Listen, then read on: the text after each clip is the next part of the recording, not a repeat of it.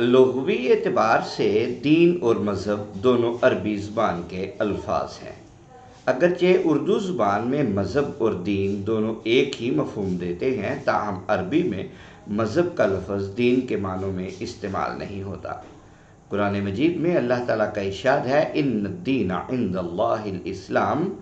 آل عمران کی سورت نمبر 3 کی آیت نمبر 19 ہے، بے شک دین اللہ کے نزدیک اسلام ہی ہے۔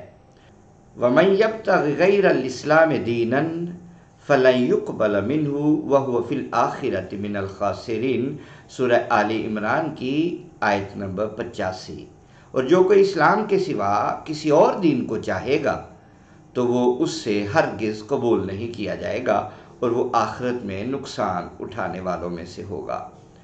قرآن مجید کی ان دونوں آیات سے ظاہر ہوتا ہے کہ عربی زبان میں دین کا لفظ تمام ادیان جیسے یہودیت، مسیحیت یا دیگر مشرکانہ مذاہب کے لیے بھی بولا جاتا ہے۔ اور جب یہ کہا گیا لکم دینکم ولی دین، تمہارے لیے تمہارا دین اور میرے لیے میرا دین، تو سمجھ جائیں کہ دین کا لفظ یہ سب میں مشترک ہے، اور بتایا گیا ہے کہ تمام ادیان میں اللہ کا واحد مطلوب دین صرف اسلام ہے، اور بروز قیامت اللہ تعالیٰ اسلام کے علاوہ کسی اور دین کو قبول نہیں فرمائے گا۔ جبکہ کسی خاص شعبہ زندگی سے متعلق ہدایات، طریقہ کار یا راستے کو عربی میں مذہب کہتے ہیں۔ جس طرح فقہائے کرام کی فقہی آراء کی روشنی فقہی جماعت بندی ہوئی تو انہی فقہی جماعت بندیوں کو فقہی مذاہب کا نام دے دیا گیا۔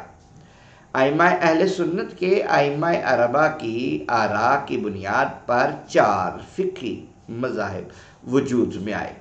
عقائد اہل سنت کی اتباع کرنے والے ہر مسلمان کا دین تو اسلام ہے، لیکن فقہی مذہب یعنی مسلمان کا حنفی بھی ہو سکتا ہے، شافعی بھی ہو سکتا ہے، مالکی بھی ہو سکتا ہے، حنبلی بھی ہو سکتا ہے۔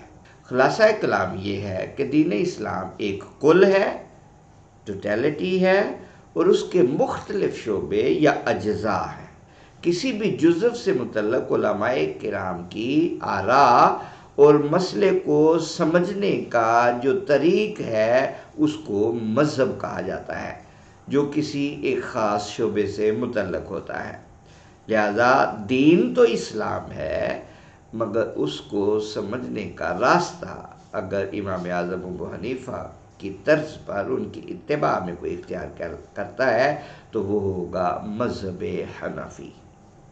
دین اسلام ہی لیکن مذہب حنفی کہلائے گا۔ لہذا یہ فرق ہے کہ مذہب تو دین میں شامل ہے لیکن دین مذہب میں شامل نہیں ہے، یعنی مذہب تو دین کا حصہ ہے لیکن دین مذہب کا حصہ نہیں ہو سکتا جب تک کہ مخصوص نہ کر لیا جائے کہ اس سے مراد دین اسلام ہے۔